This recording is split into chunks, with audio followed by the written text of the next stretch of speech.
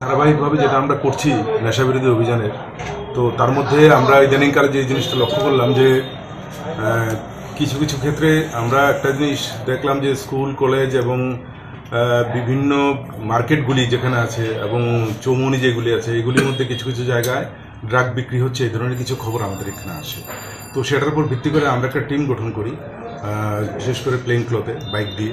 তো এতে আমরা লক্ষ্য করলাম যে কয়েকটা জায়গাতে এই ধরনের কিছু মানুষ অপরিচিত আসে এবং ওরা ড্রাগ বিক্রি করে এই ধরনের জিনিসটা আমাদের হাতে চোখে পড়ে।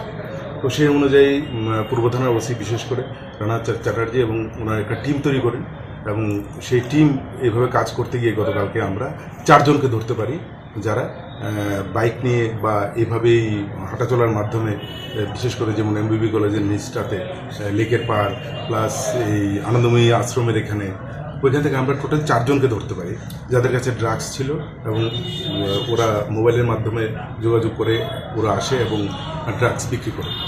তো এদেরকে আটকানোর পরে আমরা আরও অনেকগুলো তথ্য পাই। সেই তথ্য অনুযায়ী সেটা একটা নির্দিষ্ট একটা কেস নেওয়া হয়, ওদেরকে পুলিশ রিমান্ডেও আনা হবে এবং বাকি যা তথ্য আছে সেগুলি বার করা হবে। তো প্রাথমিকভাবে ওদের কাছ থেকে আমরা যেগুলি পেয়েছি সেটা হচ্ছে 210টা কন্টেনার ভাইল যেটাকে বলে পেয়েছি, তাতে 5.2 গ্রাম হেরোইন পাওয়া গেছে এবং ক্যাশ পাওয়া গেছে 5000 আর একটা বাইক। তো এটা আপনার চোখের সামনে আছে। তো আমরা শহরে যাতে কেউ এভাবে কোনো ড্রাগস বিক্রি করতে না পারে বা এই ধরনের যাতে যারা ড্রাগস সেল করে নিজের ড্রাগস সেল করবে এই ধরনের পরিকল্পনা রাখে তাদেরকে আমরা এটা বন্ধ করে দেব এবং এই অভিযানটা আগামী দিনে চলবে। কত টাকা ধরা হয়েছে? 5.2 গ্রাম, লাখ টাকা তো হবেই।